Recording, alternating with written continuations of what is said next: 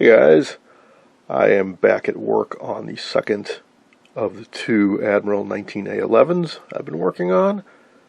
When we last left off, I had identified a resistor inside the tuner way down buried in there that had gone way high. It's a 10K resistor. It measured about 90K.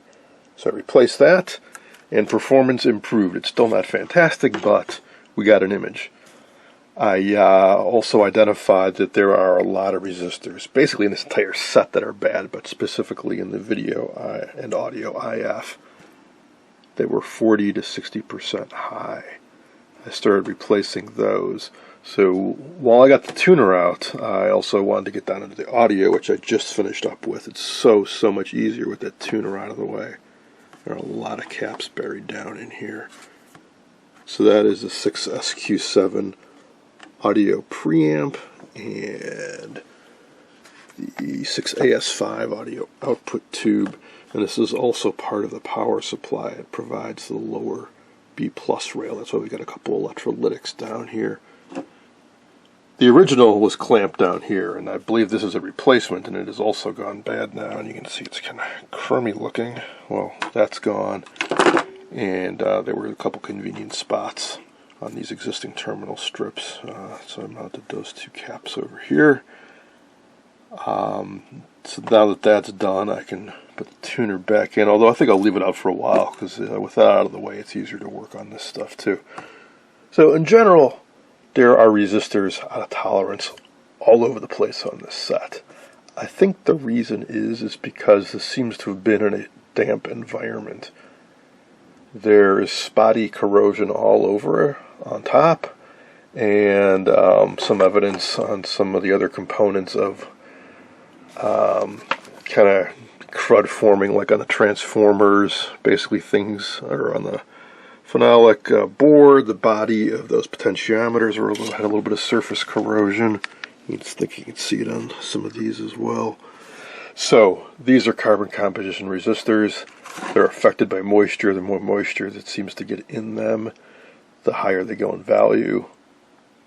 So you might be thinking, well, maybe if you bake them, you can drive the moisture out. And I don't know of anybody who's really been successful with that. I think kind of once the damage is done, it's done. So I'd just as soon replace them. So once I'm done going through and doing the IF resistor replacement, I'm going to do a quick alignment. It's quite easy to do on this set. And I also figured out a problem with the width. The horizontal width, I should have realized this a lot sooner. The control's been replaced. The shaft looks different than the others, and it should be a 20K. It's a 150K, so I'm going to poke around and see if I can find a replacement for that. So once I got that stuff done, I will resume recording. I finished replacing out-of-spec resistors in all the audio stages and the video output and the first two video IF stages.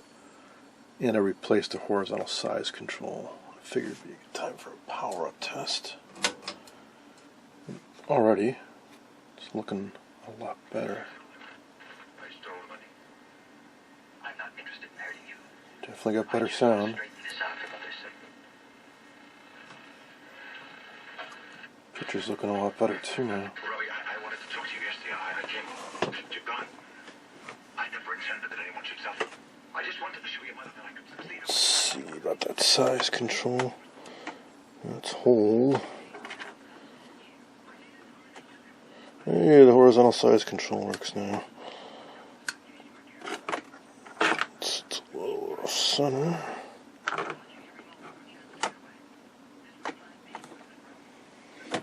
Cool.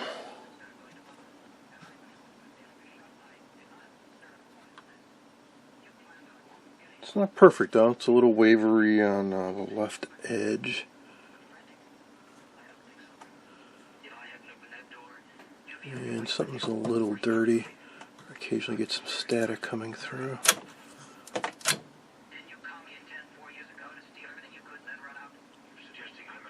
but a huge improvement.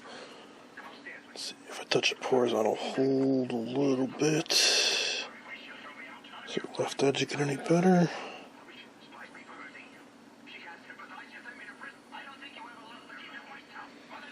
Not really. But, so, I am very encouraged by these results, and I'm going to keep going through, and I still got a bunch of out-of-spec resistors to go, and then do the alignment. And I can tell this picture tube is brighter than the other set I've been working on.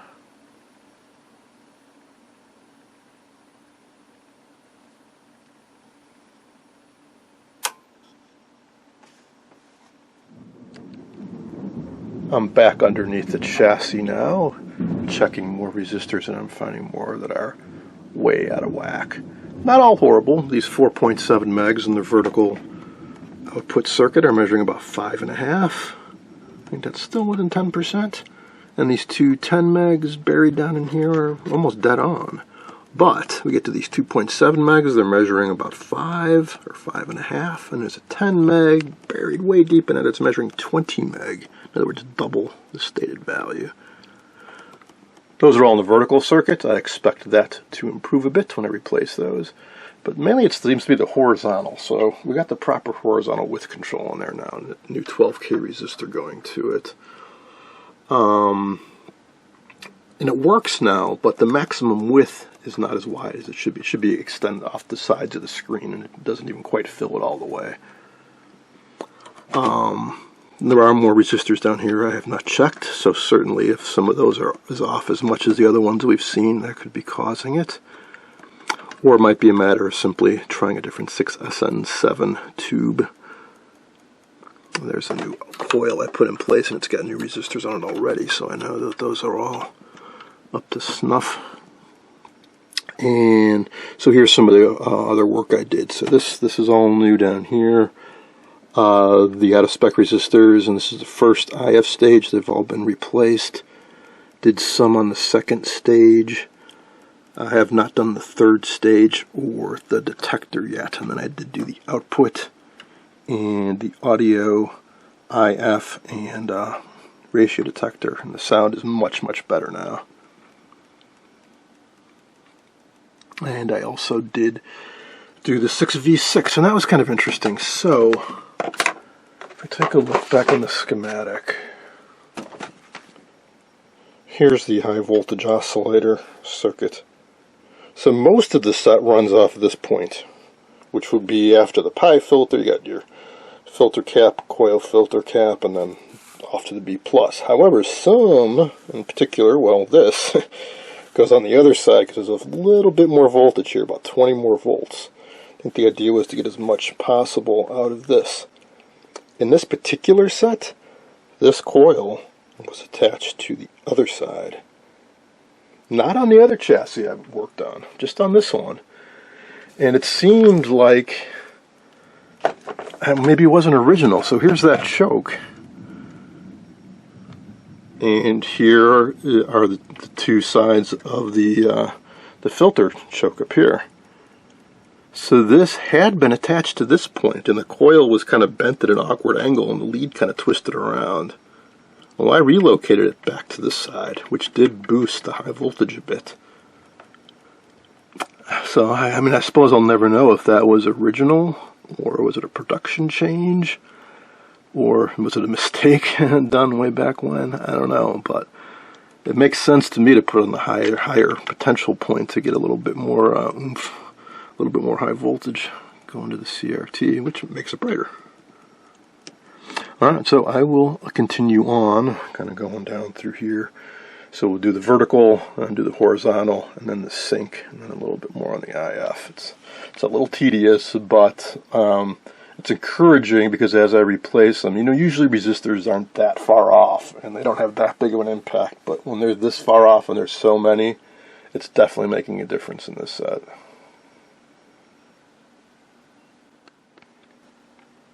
I went over the horizontal circuit again and again, tried swapping tubes, and it did make a difference. If I put in a weak 6SN7, I didn't get full horizontal deflection. or I should say it was reduced. But even with the best of the tubes I put in there, it still was not quite as wide as it should be. So I went hunting for the last components I haven't checked, which are these two mica caps. The one in particular I'm looking at right now is this guy, C37.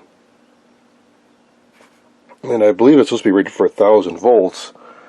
I've got it at 500 and we have leakage. Not a ton. Remember, the rate of flashing is proportional to how much leakage there is. But what also got me was when I went to check the capacitance. Let's see, C2 range, C3 range. There we go. I do get an eye deflection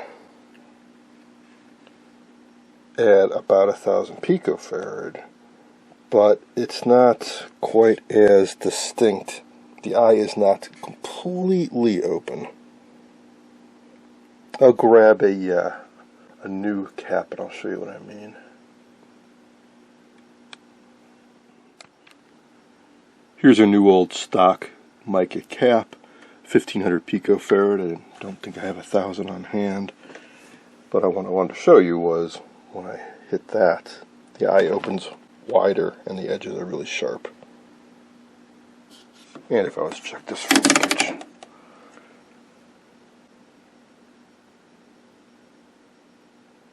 none. Now, I don't know that that is the issue, but it doesn't quite meet the specifications that it should. So, at least I'll like to try replacing it. I do have some 1,000 volt mica caps. Don't know if I have 1,000 picofarad now. I'll look, but I think I'll have to scavenge one from my parts chassis.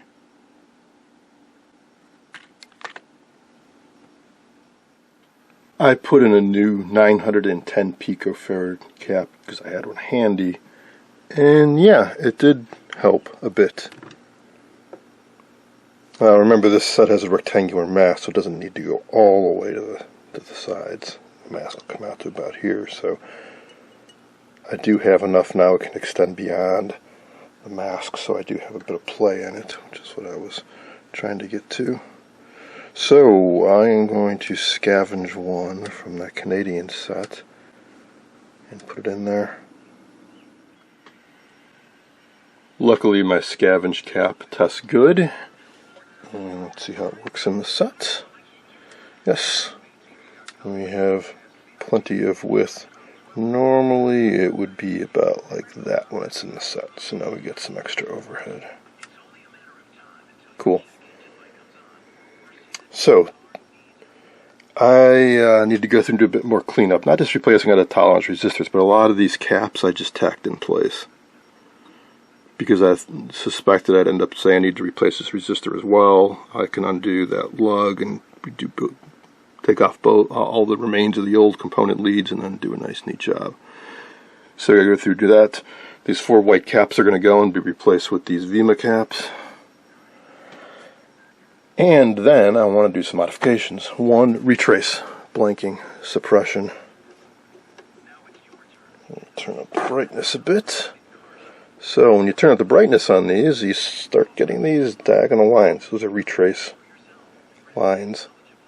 Sync pulses kind of getting into the video.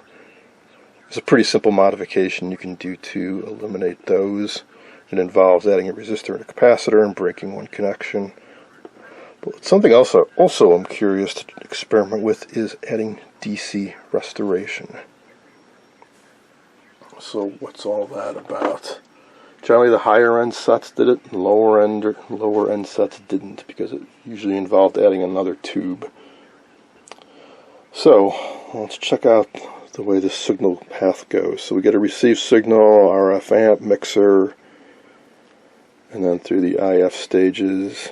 And then the signal, going to the video output tube, is capacitively coupled after the detector. Meaning if there's any DC component to it, it's gone. We have no voltage reference level. I'll give you an example. Let's say the video signal at this point, if it was 0, that means the image is black. If it's 1 volt, that means it's white. Electron gun is full on. Well, let's say we had a scene that was completely gray, half a volt. Just the entire image was just a gray image. Well, we'd have half a volt, say, on the side of the detector. This side is just going to kind of float around depending on how the tube is biased, and we're going to lose that. So typically what would happen is when you're watching a nighttime scene where there's a lot of dark, you'd have to go over to the set and tweak the brightness of the contrast, and suddenly it's a daylight scene, you got to go back over and tweak the brightness and the contrast, because basically this is kind of setting your reference level for the DC that we're losing via that capacitor. So what you can do about that, well, one, if you've got the luxury of having the right voltage levels, you can do RC coupling, direct coupling throughout all the amplifier stages, or all the way to the CRT. I think the RCA 630TS, one of the earliest sets, like a flagship set that was like really, really well engineered, does that. But it has a really, really complicated power supply. It has negative voltage, positive voltages. It's really complicated. So here to not have to deal with shifting voltage levels and biases and weird power supply schemes, let's just capacitively couple it and forget about the restoring or retaining the DC voltage info. So how does DC restoration work? Well, similar to the gated AGC I talked about with the Admiral 20B1, there is one thing that should be constant, is the sync pulses. Let's say, for our sake of argument, that a sync pulse is always negative 1 volt. Well, if you build a little circuit that will grab that sync pulse and remember it and say, hey, this is our minus 1 volt reference. Let's use that and shift it a little bit and then add it to the incoming AC signal and kind of clamp it to that reference point. To do that, you need a diode and a capacitor, basically.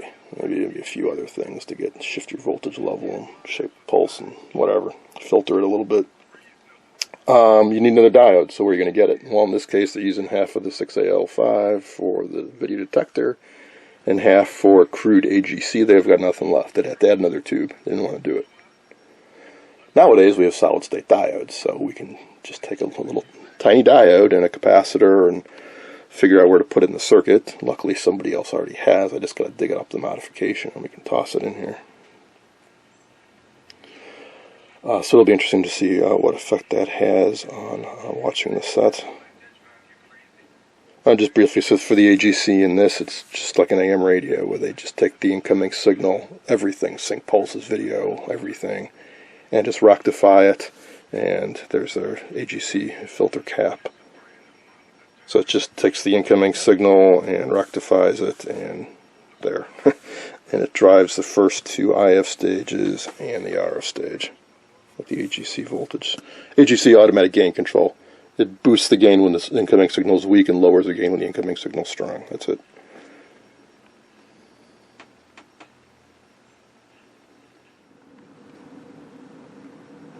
Here's the clamper circuit I was talking about. It took me a while to find this, and then I remembered, hey, I've tried this once before, but it was on a Motorola VT71 project, and luckily I'd saved this image, and I went through my notes and found I'd saved a copy of the image, and here it is. So although I used this for a Motorola set, this was originally designed to work, I believe, with an Admiral 19A1 type chassis, because these existing component values match the Admiral quite well. So this is our existing 6AU6 video amplifier, peaking coil, sound pickoff capacitor, coupling cap to the picture tube cathode, and so on. So these components with the asterisk are the new ones. Basically what we're doing is we're modifying the brightness circuit, which adds a bias to the cathode on the CRT. So remember, we've got all of our reception and IF amplification and the detector and all that, and then right when we get here we AC couple and we lose any DC level information, so we want to add that back in. So how do we figure out what it should be? Well, we can kind of tie it into the sync pulses. So I believe this circuit is essentially using a Schottky type diode to capture the sync pulse and store it in this capacitor down here to add as a reference offset, and then add that to the brightness voltage level as well, and then couple that up to provide a reference DC level for the AC coupled signal goes to the picture tube. So again, the idea being that when the background or average brightness of a scene changes from night to day and so on, you don't have to run over and adjust the brightness and the contrast on the set, because with this capacitor we lose that DC level info, and this is a way of adding it back in. So definitely curious to try this. So all we need to do is break a connection a little bit on the brightness control and add in a couple resistors, a couple capacitors, and a diode. Half microfarad, 350 volt. Yeah, I think I got some of those. 0.47 microfarad to 350 volt should do. Plastic film cap. They show an electrolytic, but a plastic film cap will work just fine too. Other types of diodes for this, I'm not sure how critical a Schottky diode is. For those of you not familiar, Schottky diode has a low forward voltage drop but can also switch quickly. If you were to use something like a silicon power rectifier, like a 1N4007, those have a slow response time. They're meant for power applications, for filtering the AC line, for example, which is only at 60 hertz, whereas this is going to be at almost 16 kilohertz. So you do need a diode that can switch fairly quickly. I'm not sure exactly how much voltage would be on here. You might be able to use something like a 1N914 or 4148. Those are high-speed silicon switching diodes, but they can only handle about 100 volts or so. So ideally you could use this. If you can't see that clearly, that is a 1N4936. I think I ordered up a few. I'll see if I can dig them up. Otherwise, these are pretty common. So sorry, yes, this is, I think somebody in Europe may have come up with this design. So we have the nanofarads here. This would be 0.1 microfarad at 400 volts. And, well, this was an existing cap, but that would be a 0.047 microfarad capacitor.